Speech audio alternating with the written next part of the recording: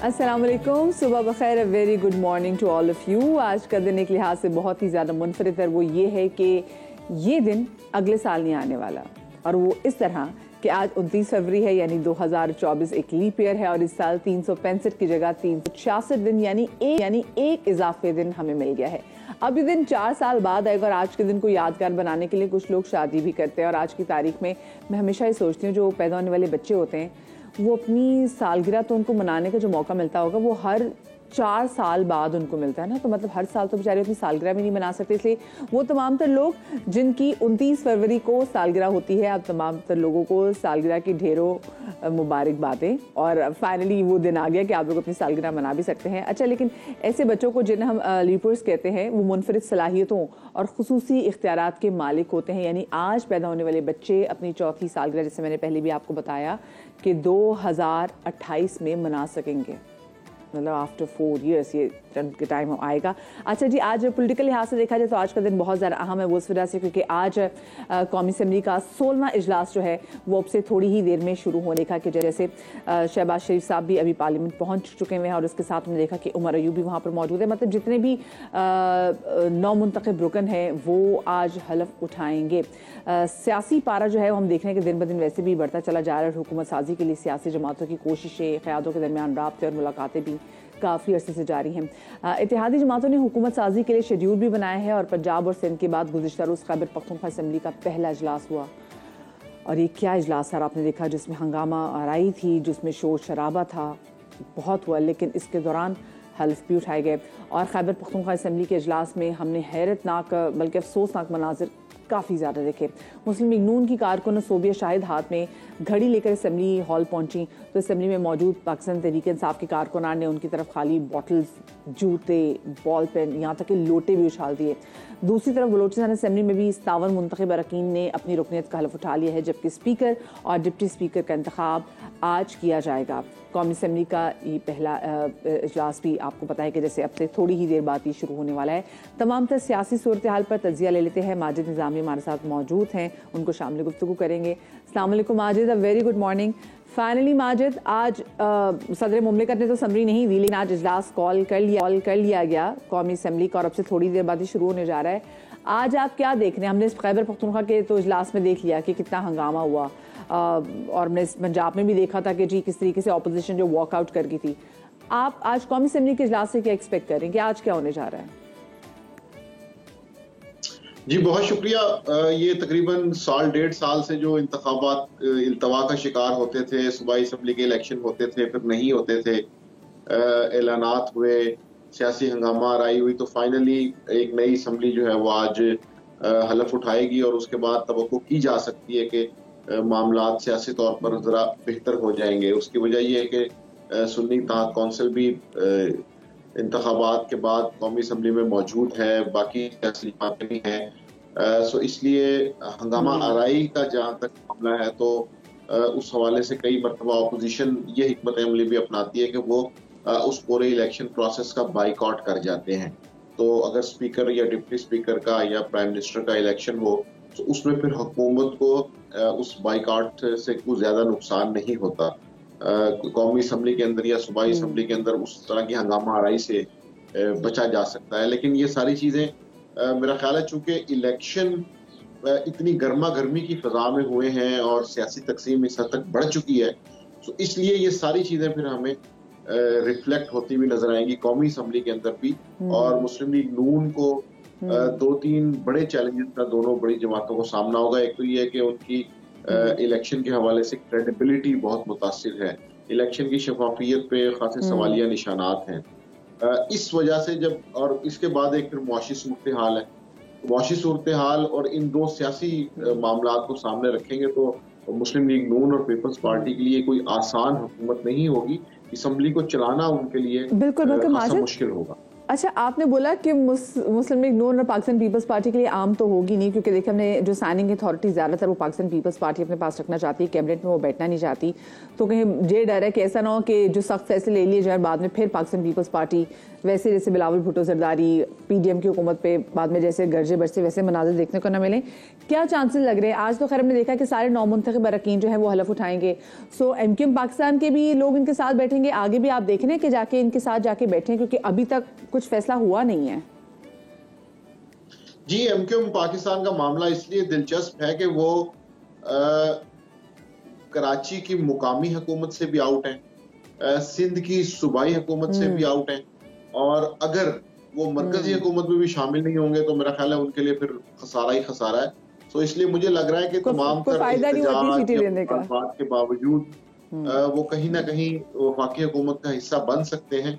उसकी वजह यह कि अगर वो तीनों लेयर्स में मौजूद नहीं होंगे तो उनके वोटर या सपोर्टर जिन्होंने उन्हें वोट दिया है या जिन लोगों ने उनसे तवक्कुआत लगाई हैं, उनकी तवक्कुआत को पूरा करना खासा मुश्किल होगा। और MQM के हवाले से भी जो चीजें सामने आ रही हैं उनके ऊपर भी मुस्लिम लीग नून की तरह शफाफ इलेक्शन के हवाले से कई सवालिया निशानात हैं।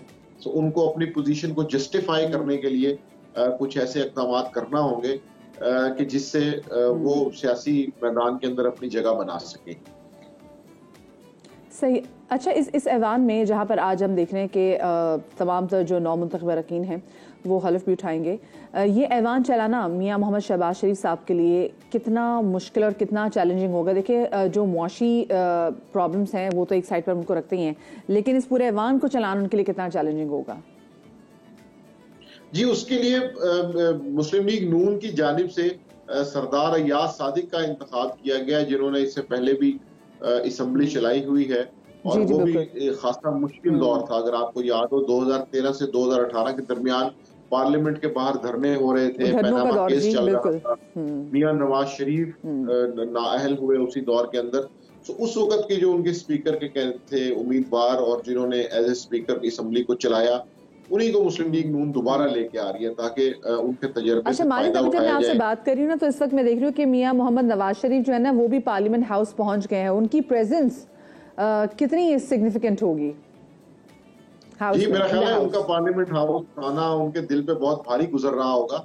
उसकी वजह ये कि ये मुस्लिम लीग नून की तारीख में पहली मर्तबा हो रहा है कि मियां नवाज शरीफ अहल भी हैं, उनके ऊपर कोई मुकदमात भी नहीं है, वो असम्बली के मेंबर भी हैं, लेकिन वो वज़ीर आज़म नहीं बन सकते। तो मेरा ख्याल है कि मियां नवाज शरीफ के लिए ये एक खासा मुश्किल दिन होगा, क्योंकि जब शाहिद खाकान अब्बासी वज़ीर आज़म बने तो उस वक्त वो नाअहल हो चुके थे।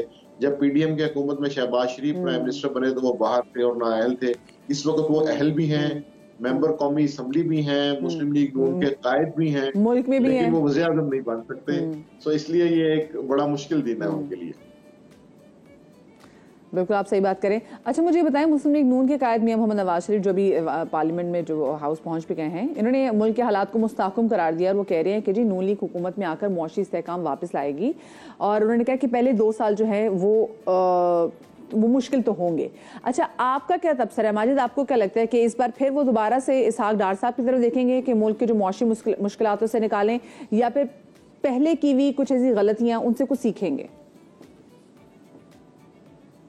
जी, मुस्लिम लीग नून की जो मुआशी महाज को संभालने वाली टीम है उसके अंदर कोई बड़ी तब्दीलियां नजर नहीं आ रही, और अभी तक की जो इंफॉर्मेशन है उससे ऐसे ही लग रहा है कि इसहाक डार और उनकी टीम ही ये सारा महाज संभालेंगे।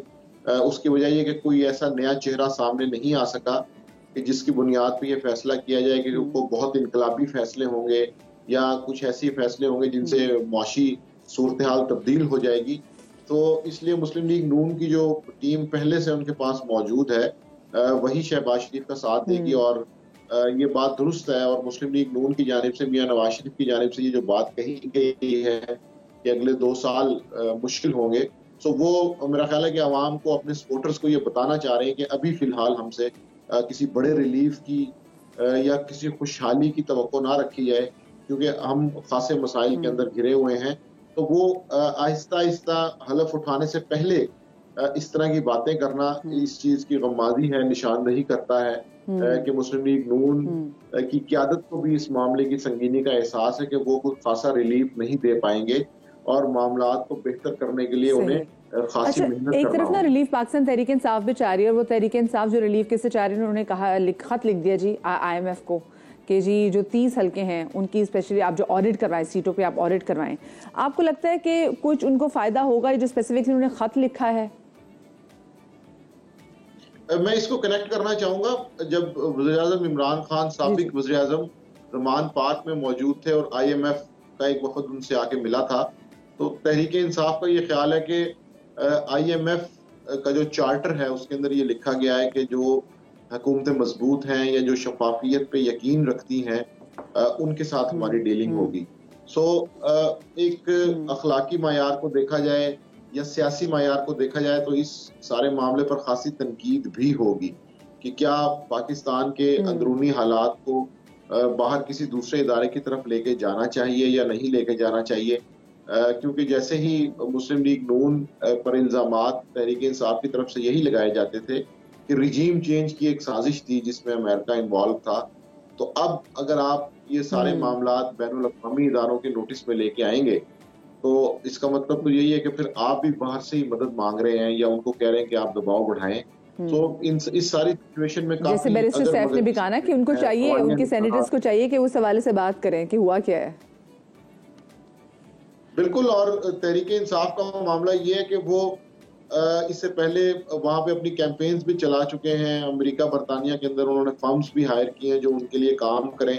तो वो बुनियादी तौर पे यही चाहते हैं कि पाकिस्तान के अंदर सियासी महाज पर उनके साथ जो नाइंसाफी हो रही है या जिस सियासी इंतकाम का उन्हें सामना है वो किसी बैनुल अक़वामी दबाव की वजह से कुछ कम हो सके। सही, ठीक है, बहुत शुक्रिया जी। हमारे साथ तजियाकार माजिद निज़ामी साहब मौजूद है, और माजिद जो है वो तबसरा कर रहे थे आज का दिन, क्योंकि बहुत आपको पता है कि कौमी असम्बली का 16वां इजलास है वो आज कॉल किया गया है, और पार्लियामेंट में इस वक्त देख रहे हैं कि मियाँ मोहम्मद नवाज शरीफ, शहबाज शरीफ और हम देख रहे हैं कि बैरिस्टर गौहर जो हैं वो भी पहुँच चुके हुए हैं। पाकिस्तान तहरीक इंसाफ के वो कारकुनान, वो लीडर्स जो कि अब पाकिस्तान तहरीक इंसाफ में तो नहीं रहे लेकिन हाँ जी सुन्नी इत्तेहाद काउंसिल के प्यारे हो चुके हैं, वो भी यहाँ पर मौजूद हैं। उनकी भी ज़रा गुफ्तगू आप टेलीविजन पर सुनी रहे हैं। मुझे एक छोटी सी ब्रेक लेनी, ब्रेक के बाद हाजिर होते, कहीं मत जाइएगा।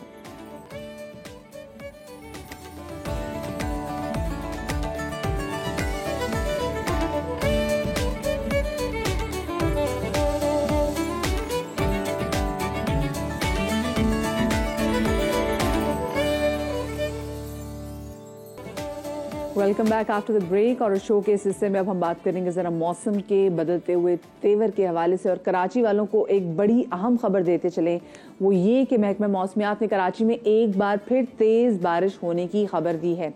आपको याद होगा कि 3 फरवरी की शाम से रात बल्कि सुबह तक जारी रहने वाली बारिश के बारे में शहरियों को पहले से कोई इतला नहीं दी गई थी, लेकिन इस बार हम पहले ही होने वाली बारिश की तैयारी कर सकते हैं। महकमा मौसमियात के तर्जुमान का कहना है कि आज से 2 मार्च तक, इनफैक्ट आज नहीं बल्कि कल से, वो कह रहे हैं कि कल से इंशाल्लाह कराची भर में कहीं हल्की वक्फे से बारिश का सिलसिला जारी रहेगा, और कहीं हल्की बारिश भी होगी और कहीं तेज़ बारिश भी हो सकती है, इसका इम्कान है। ताकतवर मगरबी हवाओं का सिलसिला आज शाम से मगरबी इलाकों में दाखिल होगा, जो हफ्ते तक मुल्क में ही मौजूद रहेगा, यानी शहर का मौसम मजीद सर्द, मतलब अच्छा खुशगवार, सर्द तो आप इसको ना कहें लेकिन आप इसको खुशगवार जरूर कह सकते हैं। 1 मार्च को कराची में बादलों का मूड कैसा होगा, बात करते हैं चीफ मेट्रोलॉजिस्ट सरदार सरफराज साहब से, जो इस वक्त हमारे साथ मौजूद भी हैं। अस्सलाम वालेकुम Sardar Sarfaraz Sahab, and a very good morning.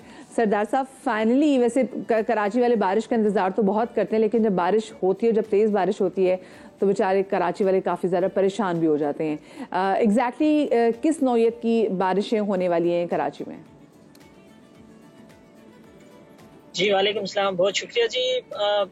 देखिए, ये जो पिछले 3-4 दिन से बलूचिस्तान के बेशतर इलाकों में तो बड़ी तेज़ बारिश हुई है, खासकर गवादर डिस्ट्रिक्ट और उसके साथ जो मलिका, और अभी कल से बलूचिस्तान के जो शुमाली अजला हैं, कोयटा, सिब्बी और मलिका इलाके, वहाँ पर भी खासी तेज़ बारिश हो चुकी हुई है।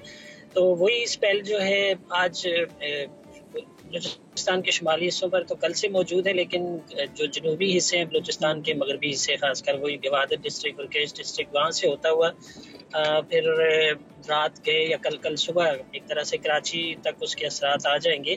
तो कराची में लाइट टू मॉडरेट बारिश है जनरली, लेकिन कल आफ्टरनून में इम्कान है, आफ्टरनून या फिर इवनिंग में कि कुछ इलाकों में तेज स्पेल भी हो सकता है। इसलिए कि आपको पता है कि कोस्टल सिटी जो होते हैं उसमें जैसे गवादर में हुआ, तो कराची भी समंदर के बिल्कुल साथ मिला हुआ है, तो डिपेंड करता है कि मॉइस्चर की सप्लाई अगर मुसलसल रहती है और वो जो गुजरता हुआ लो प्रेशर होता है वो अगर थोड़ी सी देर के लिए भी स्टैग्नेंट हो जाए तो फिर ज़्यादा बारिश का भी इम्कान हो जाता है, जैसे कि 3 और 4 फरवरी की दरमियानी रात में हमने देखा था। तो इसलिए at times at places heavy spell भी मुतवक्के है कराची में कल, और कराची के साथ साथ जो वो इलाके जो बलूचिस्तान के साथ लगते हैं, जैसे जामशोरो डिस्ट्रिक्ट है ऊपर, फिर हैदराबाद और नीचे ठट्ठा और सुजावल, इन इलाकों में भी निस्बतन तेज स्पेल हो सकता है। तो यहाँ एक ही दिन का स्पेल है, कल सुबह से शुरू होकर फिर रात गए तक उसके असरात बेशतर इलाकों से निकल जाएगा, खत्म हो जाएगा। हाँ, ईस्टर्न सिंध जो है थरपारकर हो गया, उमरकोट और सांगड़ वागड़, उन इलाकों में 2 तारीख की सुबह तक या 9-10 बजे तक जी इसके असरात रह सकते हैं। बाकी जैसे पूरे मुल्क की यानी सिर्फ कल का दिन अगर बारिश का देखे जाए। मुझे जरा गवादर की सिचुएशन का हवाले से बताइए सरदार साहब, क्योंकि गवादर की तो सिचुएशन सब बहुत बुरी है। मतलब एक तरह से देखा जाए तो गवादर डूब गया है, लोग बड़े परेशान हैं, तो वहां पे भी दोबारा से स्पेल का आगाज होने जा रहा है। जी बिल्कुल, आज आफ्टरनून में इम्कान है कि वो बादल, अभी भी जो पंजगूर डिस्ट्रिक्ट है वहाँ पर लाइटनिंग वाइटनिंग शुरू हो चुकी हुई है, गवादर के जस्ट नॉर्थ में है पंजगूर, तो इम्कान यही है कि आज आफ्टरनून में या फिर इवनिंग से दोबारा स्पेल हो सकता है, और निस्बतन हैवी स्पेल है वो भी, खासकर गवादर डिस्ट्रिक्ट जो है और ऊपर जो उसके केश डिस्ट्रिक्ट है और फिर इस तरफ अवारान डिस्ट्रिक्ट है, इन तीनों चारों अजला में निस्बतन तेज स्पेल आज फिर शाम से शुरू होगा, और ये कल मतलब अगले 24 घंटे तक इसका सिलसिला वक्फे से रहेगा वहाँ पर।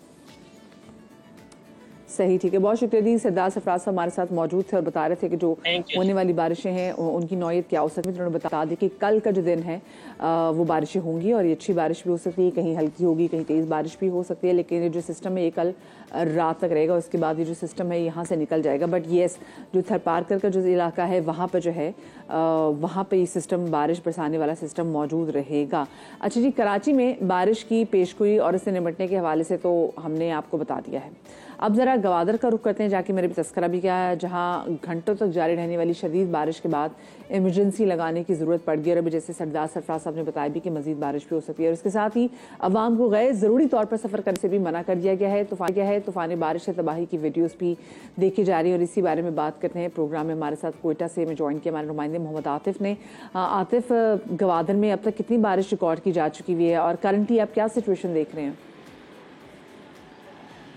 जी बिल्कुल, बलूचिस्तान भर में जो है बारिशों का सिलसिला जारी है। गवादर में 3 रोज़ के दौरान तकरीबन 200 मिलीमीटर से ज़ायद बारिश हुई है, जिसकी वजह से बड़े पैमाने पे जो है डिस्ट्रक्शन हुई है, बड़ी तादाद में घरों को नुकसान पहुंचा है, और इस वक्त भी जो है शहर में 2 से 5 फुट जो है मुख्तलिफ इलाकों में पानी खड़ा हुआ है। ख़ास तौर पर जो इलाके मुतासिर हुए हैं उसमें सुरबंदन है, जिवानी है, और इसी तरह 2 म्यूनसिपल कॉरपोरेशन और 4 यूनियन कौंसलें जो हैं वो बुरी तरह मुतासिर हुई हैं। इस वक्त भी जो है शहर में ज़िला इंतज़ामिया, पाक फ़ौज, GDA और इसी तरह PDMA की जानिब से रेस्क्यू और रिलीफ ऑपरेशन जारी है। एक वाटर बाउज़र और 37 वाटर पम्प्स के ज़रिए जो है शहर से पानी निकालने का काम जारी है, और मुख्तलिफ इलाकों में जो है निकासी के लिए खुदाई भी की जा रही है, ताकि जल्द से जल्द जो है वो शहर से पानी निकाल के रिलीफ का काम जो है वो शुरू किया जा सके। 2 बहाली के मराकज़ जो हैं वो यहाँ पे कायम किए गए हैं, एक ग्वादर बिजनेस सेंटर में और दूसरा जो है GDA में कायम किया गया है, जहाँ पर 35 से ज़ायद ख़ानदानों को इस वक्त रखा हुआ है और वहाँ पर उनको जो है इमदाद दी जा रही है। इसके साथ साथ जो है अब ये बताया जा रहा है महकमे मौसमियात के मुताबिक कि जो दूसरा स्पेल है वो बलूचिस्तान में दाखिल हो चुका हुआ है, और इस वक्त भी जो है कोयटा समेत शमाली बलूचिस्तान और शमाल मगरबी बलूचिस्तान वहाँ पे बारिशों का सिलसिला वक्फे से जारी है, और आज शाम जो है गवादर में मज़ीद बारिशों का इम्कान है। जी सही, बहुत शुक्रिया जी। मोहम्मद आतिफ हमारे नुमाइंदे हमारे साथ मौजूद थे और बता रहे थे कि गवादर की सिचुएशन क्या है। और अब से थोड़ी देर पहले जब हम कराची के वाले से बात भी कर रहे थे, तो आपको पता है कि कराची में अगर बारिशें होती हैं और बहुत तेज़ बारिशें होती हैं तो वो बहुत सारे ऐसे इलाके जो कि अभी खुदे हुए हैं, और इसके अलावा आपको पता है कि सड़कों की यहाँ पे क्या सूरत हाल है। यहाँ पे जो बरसाती नाले हैं उनमें सफाई नहीं हुई, तो ये भी डर है कि अगर बहुत तेज़ बारिश होती है और बहुत ज़्यादा बारिश होती है तो कहीं ना हो कि बहुत ज़्यादा बारिश के बाद बहुत ज़्यादा जो पानी आए उससे बरसाती नाले जो है ये ओवरफ्लो हो जाए, और उसके बाद क्योंकि ऑफकोर्स में तो जगह है ही नहीं, ब्लॉकेज इसमें वहाँ पर कहीं लोगों के घरों में दाखिल ना हो जाए। इंतज़ामिया की जानिब से तैयारी वैसे पूरी होनी चाहिए, क्योंकि पहले से बारिश के बाद की जा रही थी, क्योंकि हर बार हमने यही देखा है कि बारिश के बाद कराची की सड़कों पर बारिश के पानी के साथ सीवेज का पानी भी जमा हो जाता है, और ये मंजर बहुत आम है, आपने देखा हुआ है। इस बार नालों की सफाई की क्या सूरत हाल है ये बता रहे हैं खुर्शीद आलम। खुशी साहब ये बताइएगा कि क्या सूरत हाल है। जैसे मैंने भी बात भी की कि बहुत सारी जगहों पे तो खैर माशाल्लाह से भी खुदाई का काम चल रहा है, बरसाती नाले जो हैं ये अभी तक साफ ही नहीं हुए। आप बताएं अभी इस वक्त मौजूद कहाँ पर है, वहाँ पे सिचुएशन क्या है? मैं ज़िला शर्की का इलाका है, स्कीम 33 गुलदारे हिजरी, और मैं आपको आज दिखाता हूँ सुंगल नाले की सूरत हाल क्या है। हमारे कैमरामैन कामरानुद्दीन आपको कि ये स्कीम 33 का वो इलाका है जो शहरी इलाका है, और ये सुंगल नाले का वो मंजर है जो कचरे से भरा हुआ है, और इसमें एक तरफ झाड़ियाँ उगी हुई हैं सरकंडे की। इसमें आप अंदाज़ा लगाइए कि एक कुत्ता आपको नजर आ रहा होगा जो कचरे के ढेर पर खड़ा है। और इसी तरह इस नाले का वो हिस्सा कि जहाँ पर आपको देखकर पहले शायद ये गुमान होगा कि मैं किसी सब्ज़ादार में खड़ा हूँ, दरख्त उगे हुए मेरे पीछे बहुत सरसब्ज व शादाब किस्म के, लेकिन ये भी सरकंडे की झाड़ियाँ हैं और माजी में इन नालों की सफाई नहीं हो सकी। अब आप अंदाज़ा लगाइए कि इसकी सफाई नहीं होगी तो इलाके के लोगों के मुताबिक आधे पौन घंटे की बारिश के बाद 1 फुट, 1.5 फुट, 2 फुट पानी इन तमाम घरों में दाखिल होता है, और इन घरों में हालत ये होती है कि ग्राउंड फ्लोर के मकीन कहीं रहने के काबिल नहीं होते, उन्हें घर छोड़ना पड़ता है। जो फ्लैट्स हैं यहाँ पे, वहाँ का जो ग्राउंड फ्लोर का हिस्सा है वो भी बहुत बुरी तरह मुतासिर होता है। तो ये अंदाज़ा हम लगा सकते हैं कि सूरत हाल कितनी संगीन हो सकती है। ये वो सुंगल नाला है जो स्कीम 33 से गुजरता हुआ जाकर के लियारी नदी में गिरता है, गुलशन इकबाल ब्लॉक 4 की पौष आबादी से गुजर कर, वहाँ पर भी तबाही फैलाता, पानी आ जाता, अर्बन फ्लडिंग जिसको हम कहते हैं। लेकिन सबसे जो अहम सूरत हाल है कि हम माजी में मुतादिद बार आगाह करते रहे हैं कि ये सुंगल नाला साफ नहीं किया जा सका, और इस हवाले से हमारी गुलशन टाउन के जिम्मेदारान से बात हुई तो उनका ये कहना था कि जो बरसाती नाले हैं अब ये बराह रास्त वाटर एंड सीवरेज बोर्ड और बल्दिया की जिम्मेदारी इनकी सफाई। तो अब नतीजा ये कि आवाम इन टेक्निकलिटीज़ को नहीं जानते। आधे घंटे की बारिश हो या 5 घंटे की बारिश हो या थोड़ी सी बारिश हो, लेकिन इस इलाके के मकीन बारिशों को कभी इंजॉय नहीं कर पाते। जी सही, बहुत शुक्रिया जी। खुर्शीद आलम हमारे नुमाइंदे हमारे साथ मौजूद है। एक छोटी सी ब्रेक मिलते हैं।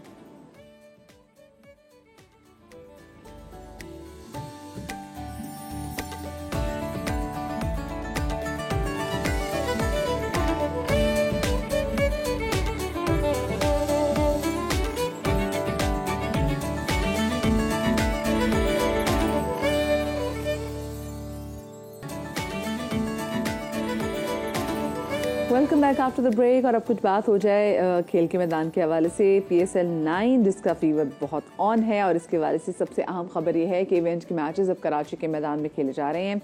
कल इवेंट का वाहिद मैच कराची किंग्स और इस्लामाबाद यूनाइटेड के दरमियान खेला गया जो इस्लामाबाद ने 7 विकेटों से जीत लिया। आज कराची किंग्स और कोयटा ग्लैडिएटर्स आमने सामने होंगे और पाकिस्तान सुपर लीग के सनसनीखेज मुकाबलों पर तफसीली तबसरा लेते हैं। समा के नुमाइंदे हुज़ैफा खान इस वक्त मेरे साथ मौजूद भी हैं। अस्सलाम वालेकुम Huzaifa, very good morning. Huzaifa, ये बताइएगा कि कल खेले गए मैच पर तो हमने देखा कि कराची किंग्स जो है वो इतना अच्छा परफॉर्म नहीं कर सका। आज कराची किंग्स और कोयटा ग्लैडिएटर्स के दरमियान जोड़ पड़ने जा रहा है। जरा इस मैच की तफसीलात से पहले हमें आगाह कर दें।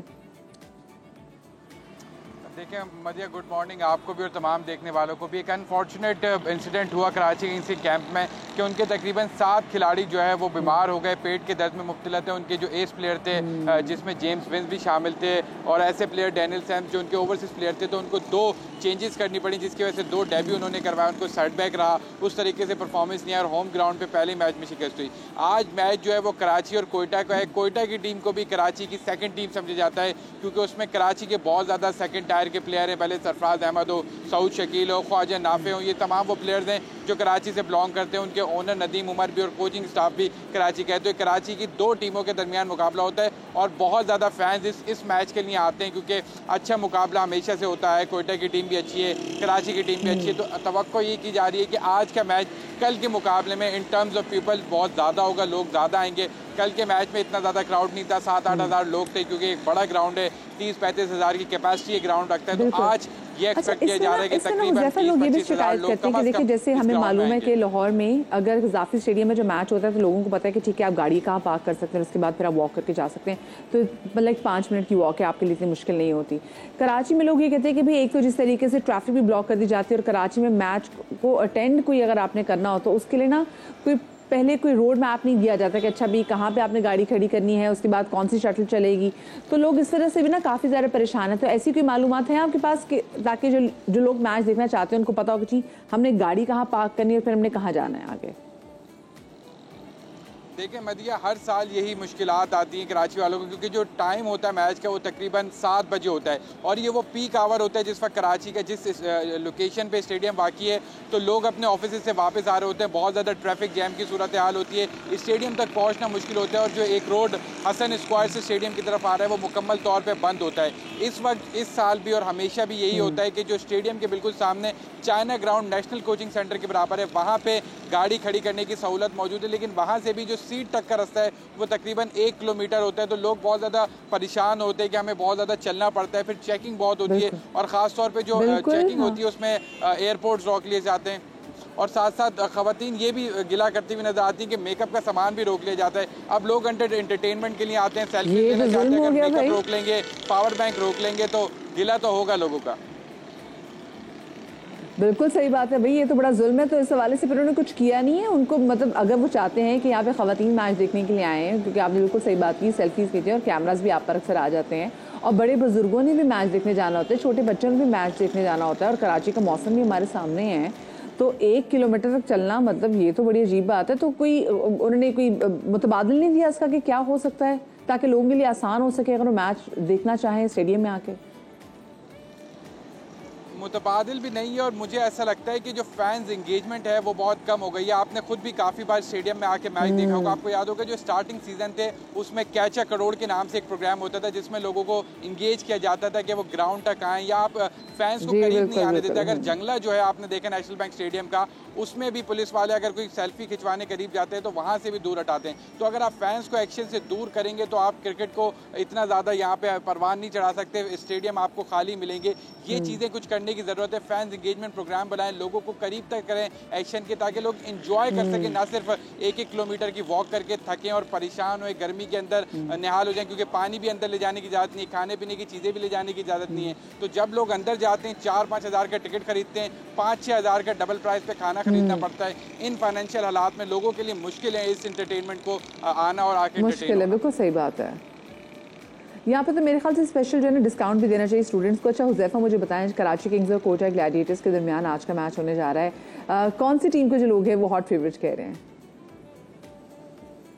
देखें, कोटा ग्लैडिएटर इस वक्त ऑन पेपर भी मजबूत नज़र आ रही है, क्योंकि जो कॉम्बिनेशन उनका इस साल सेट हुआ है, जेसन रॉय एक अच्छे प्लेयर है, इंग्लैंड से ताल्लुक़ रखते हैं, एक्सप्लोसिव बैट्समैन है, और साथ साथ जो सऊद शकील का ऊपर एडिशन हुआ है तो एक परफेक्ट कॉम्बिनेशन है। फिर ख्वाजा नाफे जिनकी इस वक्त सबसे ज़्यादा बात हो रही है, मिडिल ऑर्डर में वो आ जाते हैं, और 2 स्पिनर जो मिल गए कोटा ग्लैडिएटर्स को, एक अबरार अहमद की सूरत में और दूसरा अकील हुसैन। तो ये कॉम्बिनेशन कोटा का काफ़ी स्मूथ नज़र आ रहा है कराची के मुकाबले में, क्योंकि कराची के कुछ प्लेयर्स मैंने आपको बताया बीमार भी हो गए, कुछ नए प्लेयर्स का उनका इंडक्शन भी हुआ है, कुछ डेब्यू भी हुआ है, लोकल प्लेयर्स भी उस तरीके से परफॉर्म नहीं कर पा रहे। शुएब मलिक पे काफ़ी तवक्कुआत हैं, वो नहीं परफॉर्म कर रहे। तमाम तर मामला जो है वो पोलार्ड पे आ गए। जिस मैच में पोलार्ड परफॉर्म करेंगे कराची किंग्स जीतेगा, अगर पोलार्ड नहीं चल पाते तो कराची किंग्स के लिए मुश्किलात हैं। तो कोयटा आज के मैच में भी ऑन पेपर भी और कॉम्बिनेशन के हिसाब से भी बेहतर लग रही है।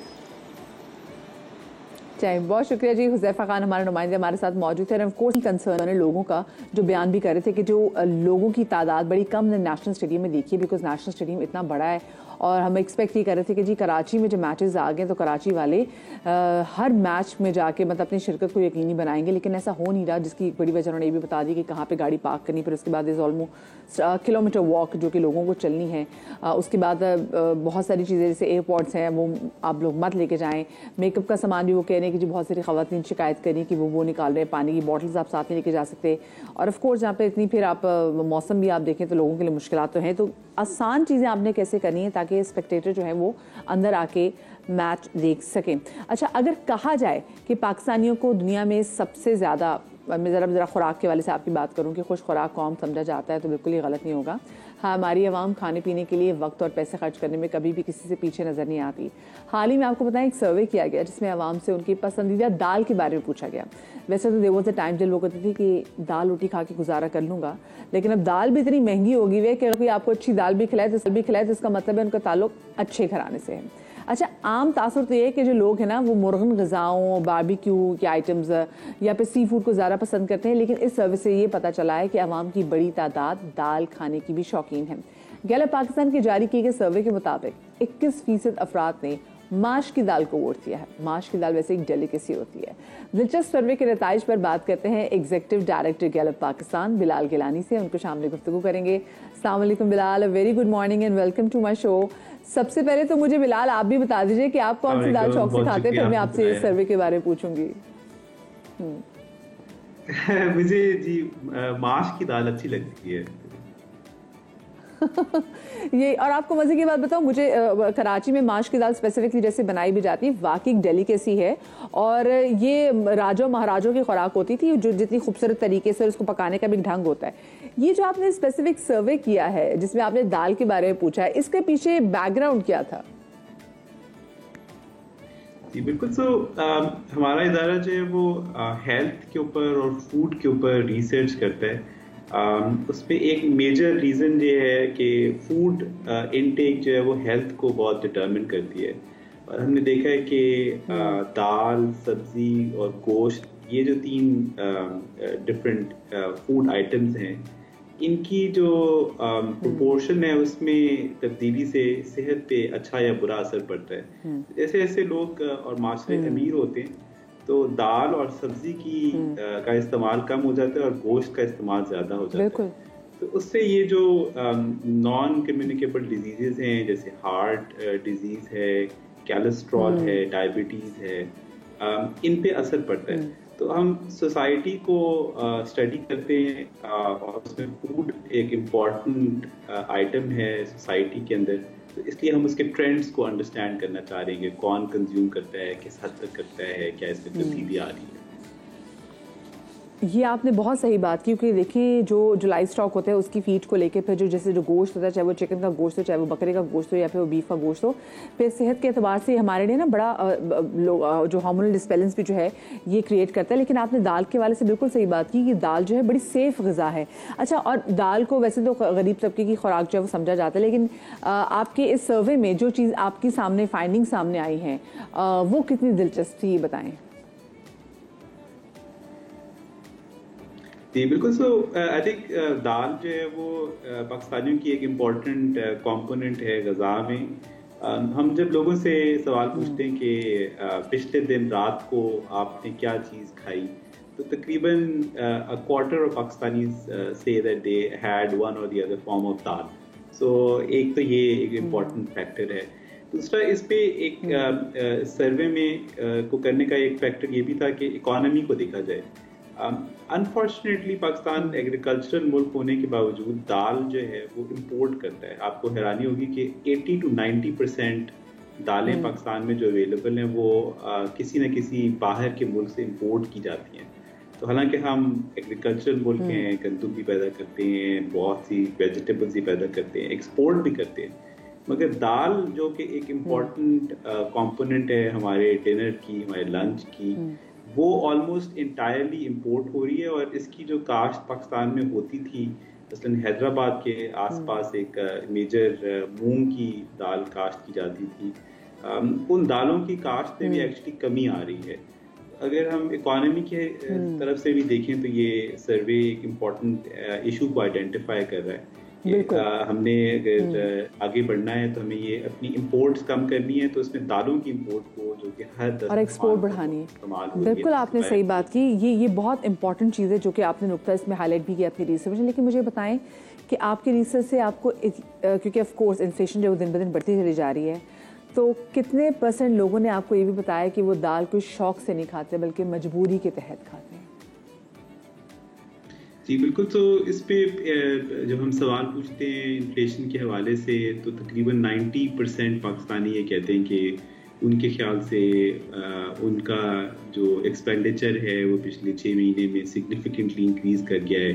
90% कहते हैं कि महंगाई में सिग्निफिकेंट इजाफा हुआ है। और अगर आप दालों की कीमतों के हवाले से देखें तो पिछले 1 साल में तकरीबन दालों की कीमतों में 100% के करीब इजाफा हो चुका है। उसकी एक बड़ी वजह ये है कि हम इंपोर्ट करते हैं। तो ये भी देखने में आया कि लोग अब गोश्त अफोर्ड नहीं कर सकते और इस वजह से दालों और सब्जियों को इस्तेमाल करने पर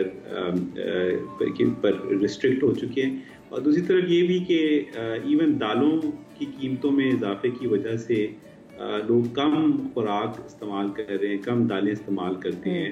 और मुल्क में एक फूड पावर्टी जो है कि आप मुकम्मल खाना नहीं खा पा रहे क्योंकि आपके पास पैसे नहीं हैं, इसमें भी अनफॉर्चुनेटली पिछले 1 साल में काफ़ी वाज़ेह इजाफा हुआ है।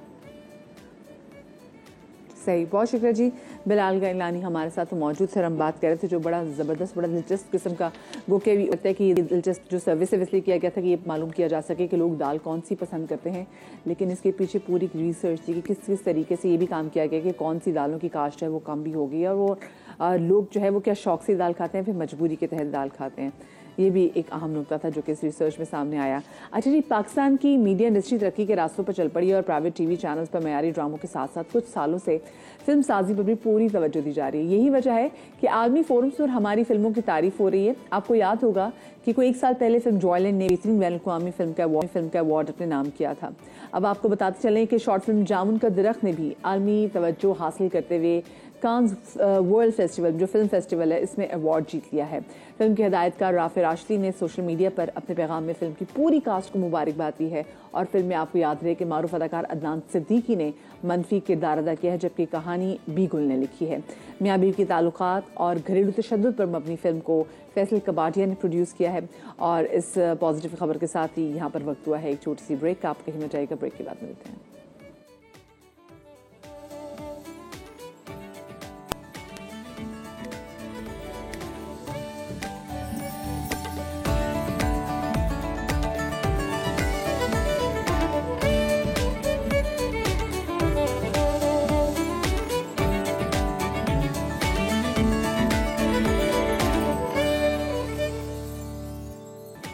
Welcome back after the break. अब आपको लाहौर की एक ऐसी खातून से मिलवा रहे हैं जो अपने फ़न में इंतहाई महारत रखती हैं।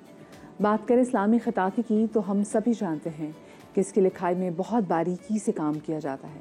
ये कहना भी गलत ना होगा कि अरबी हरूफ की खूबसूरत अंदाज में लिखने का फ़न सबके बस की बात नहीं होती। तो जल्दी से आपको मिलवाते हैं फ़रज़ाना वक़ास साहिबा से जो हमें लाहौर से ज्वाइन करें, इनको शामिल गुफ्तगू करेंगे। अस्सलाम वालेकुम फ़रज़ाना साहिबा, very warm welcome to my show Sabka समा।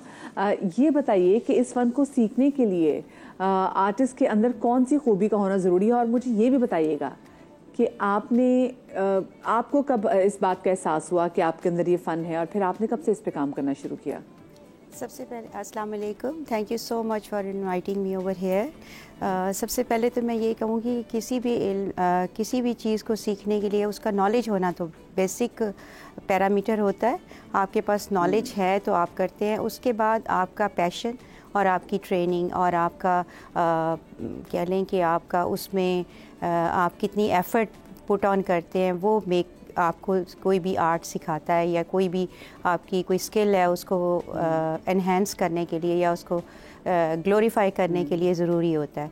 सो सबसे पहले तो मैं यही समझती हूँ कि आपके पास एजुकेशन हो, नॉलेज हो, उसके बाद आपके पास इसकी स्किल हो, आपको इसको परफॉर्म करना आता हो। तो मेरा बस यही है कि मेरी फॉर्मल एजुकेशन एज सच नहीं है, बट मेरे पास ये था कि बहुत पैशन था और मुझे एक बस ऐसे ही मुझे लगा कि मैं I should try to write something, do some calligraphy. So मैंने आई स्टार्टेड एंड मेरा जो ये दिस सेक्रेट जर्नी है ऑफ आर्ट, इसने मुझे एहसास दिलाया कि God has given me this gift और at least directed me toward this path कि मैं कैलीग्राफी करूं और मैं अल्लाह के नाम को और मैं उनको लिखूं, आयात को, और उनको ब्यूटीफाई करूं। एक्चुअली कैलीग्राफी जो होती है ये होता है कि फॉर्मल राइटिंग को आप ट्रांसफ़र करते हैं इन अ पीस ऑफ आर्ट। सो इसमें जो आपकी लेटर्स हैं, सिंबल्स हैं, उनको आपने इस तरह से डिज़ाइन करना होता है कि वो एक खूबसूरत पीस ऑफ आर्ट भी बन जाए। तो इस सारे प्रोसेस में जो है आपके जो है सब शामिल होता है, इंटेग्रिटी होती है, हार्मनी होती है। और जी एक ये भी बताइएगा कि ऑफ कोर्स क्योंकि जो आपका कंटेंट है, जो आप लिख रही हैं वही इतनी खूबसूरत चीज़ है तो वो हार्मनी तो आएगी भी, मतलब ऑन कैनवस भी आएगी और मतलब लिटरली आपके अंदर भी इतनी हार्मनी समाएगी। लेकिन मुझे ये बताइए कि ये जो इतनी खूबसूरत मैं देख रही हूँ आपकी कैलीग्राफी के जो नमूने अपने नाज़रीन के साथ भी शेयर कर रही हूँ, इसके लिए खूबसूरत हैंड राइटिंग का होना भी बड़ा ज़रूरी होता है।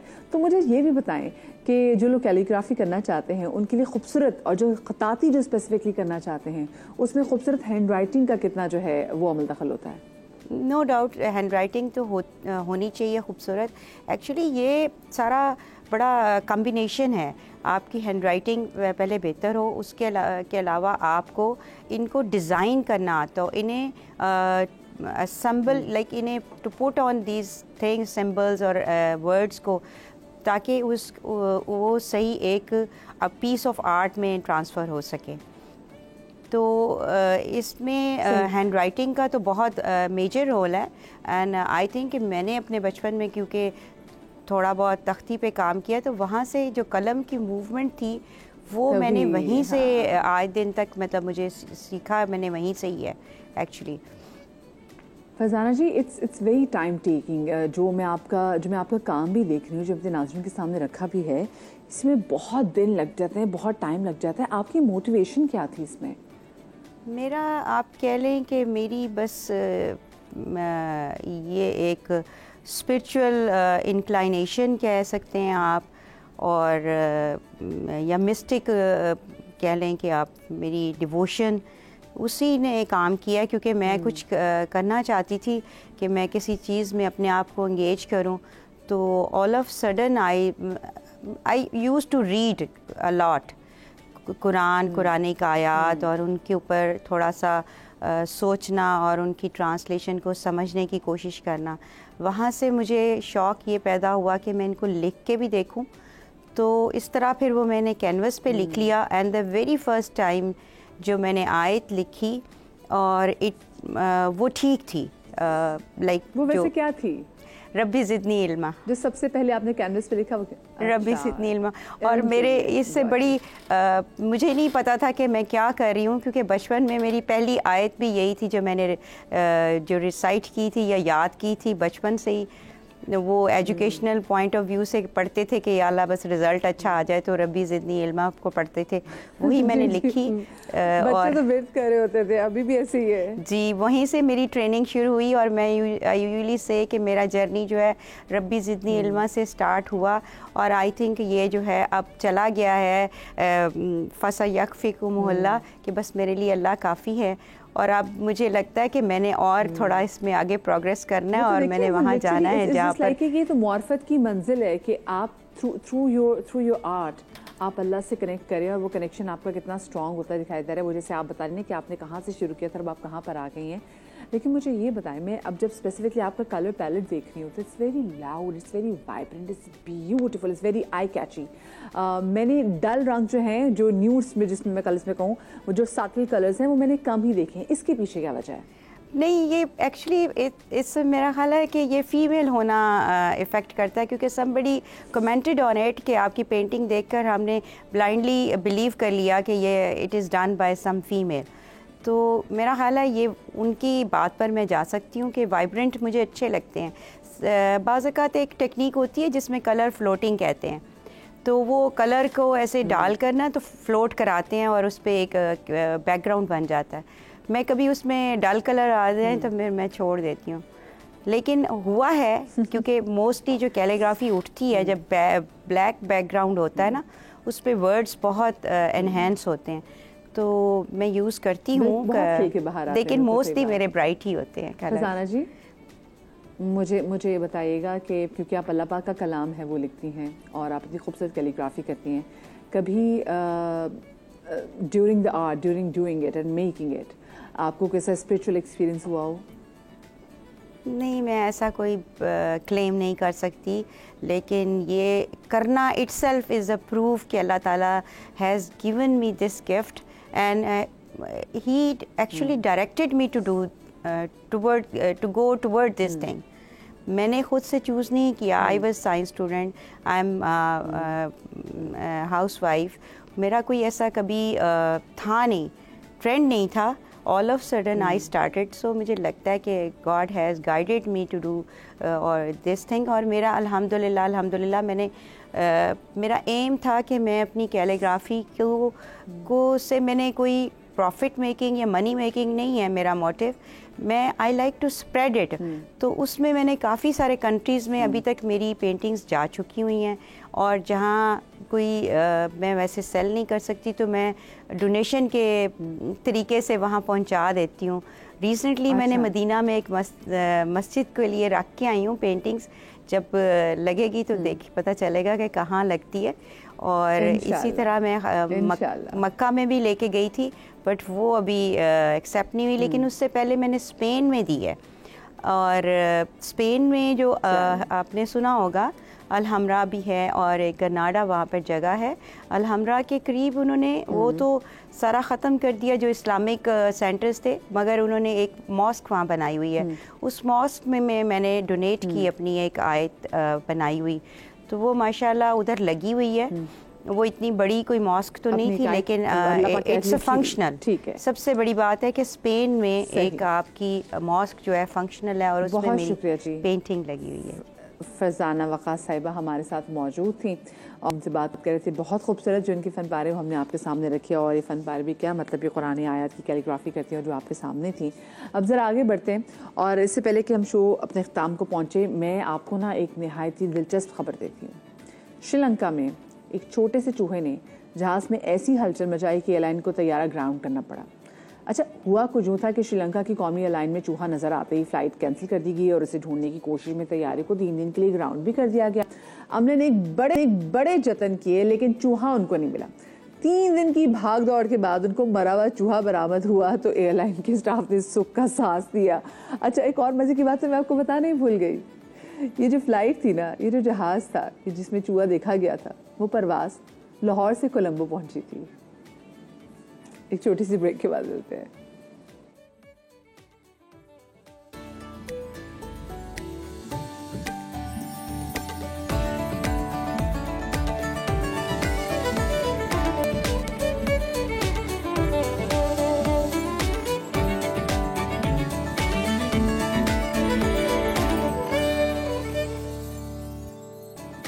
Welcome back after the break. ख़वातीन की सेहत और उनसे जुड़े अमराज को हमारे यहाँ खुलकर डिस्कस नहीं किया जाता, आपने देखा होगा, लेकिन अगर उन्हें हल ना किया जाए तो उनकी ज़िंदगी में तिब्बी के साथ साथ ज़हनी मुश्किलात भी बढ़ जाती हैं। आज हम PCOS के हवाले से बात करेंगे। सबसे पहले तो ये भी जान लेना ज़रूरी है कि PCOS है, ये पॉलीसिस्टिक ओवरी सिंड्रोम है कि जिसको PCOS भी कहते हैं, PCOS भी कहते हैं। ये कोई बीमारी नहीं है, बल्कि ख़वातीन में पाई जाने वाली एक कैफियत का नाम है जो कि कम उम्र लड़कियों और औरतों को संगीन मसाइल से दूचार कर सकती है, लेकिन इसका इलाज भी मौजूद है। हम आपको बताते हैं कि मुल्क में तकरीबन 40 से 50% ख़वातीन PCOS का शिकार हैं, और इसकी अलामात में डिप्रेशन, बेचैनी, बांझपन, चेहरे पर गैर ज़रूरी बालों का आना और मोटापा शामिल है। हम इस कैफियत से ख़वातीन को कैसे निकाल सकते हैं, इसी हवाले से बात करने के लिए हमारे साथ मौजूद हैं गायनेकोलॉजिस्ट डॉक्टर सलवा, जिन्होंने हमें अभी ज्वाइन भी किया है। बहुत शुक्रिया डॉक्टर सलवा आपका कि आपने हमें वक्त दिया ना। वेरी गुड मॉर्निंग डॉक्टर सलवा। सबसे पहले तो मैं आपसे जानना चाहूँगी कि ये जो PCOS होता है, ये होता क्या है और क्यों ये इतना कंसर्निंग है हमारे लिए? मदिया, ये एक्चुअली जो सबसे कॉमन आजकल प्रॉब्लम आ रही है वो है पॉलीसिस्टिक। दो चीज़ें हैं, पहले तो मैं क्लियर कर दूं। एक है पॉलीसिस्टिक ओवरीज, एक PCOS है, ये पॉलीसिस्टिक ओवेरियन सिंड्रोम। ठीक है, ये आजकल जो हमारी यंग लड़कियां हैं इनमें भी आ रहा है। 15 से 20% हम देख रहे हैं कि इसका जो है प्रेवलेंस बढ़ता जा रहा है हमारी एशियन पॉपुलेशन में। और दूसरा जो जैसे रिप्रोडक्टिव एज ग्रुप कहते हैं, उनके जो औरतें जो बच्चे पैदा कर सकती हैं, उनमें तो अप टिल 50% देखा जा रहा है। सो बेसिकली इसका एग्जैक्ट रीज़न तो हम सबको नहीं पता कि क्या प्रॉब्लम है, क्यों हो रहा है, लेकिन बहुत सारी चीज़ें हैं जिसकी वजह से हमने नोट किया है कि कुछ इसमें जेनेटिक भी रीज़न हो सकते हैं, कुछ हमारा इन्वायरमेंटल और कुछ खाने पीने की जो हमारी आजकल जो डाइट है वो चेंज हो गई है, हमारी लाइफस्टाइल चेंज हो गया है, हम बहुत आराम पसंद हो गए हैं, एक्सरसाइज नहीं करते हैं। हमारे यहाँ एशिया में जो है डायबिटीज़ का रुझान बढ़ गया है। तो ये सब वजूहात हैं जिसकी वजह से पीसीओज बहुत ज्यादा होने लगे हैं। तो पीसीओ अगर सिर्फ अल्ट्रासाउंड पे आ रहा है तो जरूरी नहीं है कि उस बच्ची को या उस खातून को पीसीओ सिंड्रोम भी हो, लेकिन उसके साथ और अलामात भी हो तो फिर हम कहते हैं कि आपको पॉलीसिस्टिक ओवेरियन सिंड्रोम है। ये मुझे बताएं कि ये जो हम स्पेसिफिकली जो आजकल चिकन खाते हैं, ये चिकन जिसको स्पेसिफिकली खुद इतने हार्मोन्स के इंजेक्शन लगाए जाते हैं कि वो जब तकरीबन 40 दिन के अंदर वो छोटा सा चूजा इतना बड़ा मुर्गा बन जाता है, मुर्गी बन जाती है, फिर उसके बाद हम वो खाते भी बड़े शौक से, और हम दाल भी ज्यादा नहीं खाते, लेकिन हाँ हम वो ब्रायलर मुर्गी जो बड़े शौक से खाते हैं। तो इसकी वजह से भी ये कितना एग्रीवेट करती है इस प्रॉब्लम को? देखिए मैं मदिया, ये सब चीजें हैं। Obviously chicken in itself responsible नहीं है, लेकिन जो हार्मोन्स इवन चिकन के अलावा मीट को भी दिया जाता है, that can be responsible for that. जी बिल्कुल। वही मैंने कहा जो रीजन है वो मल्टीफैक्टोरियल है, बहुत सारी चीजें हैं। तो हम ये डाइट में वन ऑफ द रीजन हो सकता है, लेकिन चिकन बिजाते खुद जो है वो पीसीओ नहीं करता, ठीक है। लेकिन ये जो आप इंजेक्शन हार्मोन हर तरह की चीजों में, दूध में लगा रहे हैं, गाय को लगा रहे हैं ताकि वो दूध ज्यादा दे दे, तो ये सब चीजें उसमें इम्पोर्टेंट रोल प्ले करती हैं। सही। अच्छा, तो मुझे बताएं कि फिर कैसे हम पता लगा सकते हैं कि जी हमें पॉलीसिस्टिक ओवरीज का जो है वो इशू है, और आप कब रिकमेंड करती हैं कि लड़कियों को जो है ना वो फिर अपना अल्ट्रासाउंड कराना चाहिए? बिकॉज अल्ट्रासाउंड के नाम से भी लोग घबरा जाते हैं, हाई अल्ट्रासाउंड, यंग लड़की क्यों कराएगी?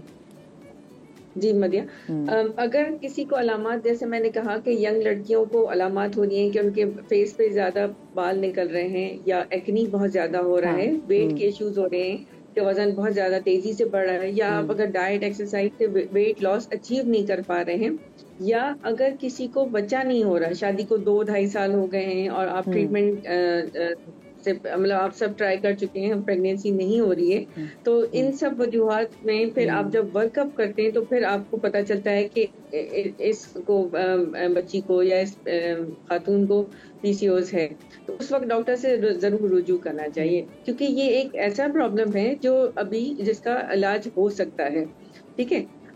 तो आप इसमें अगर टाइमली, और अगर इसको डील ना किया जाए डॉक्टर साहिबा, तो फिर क्या इनफर्टिलिटी भी हो बढ़ सकती है इससे?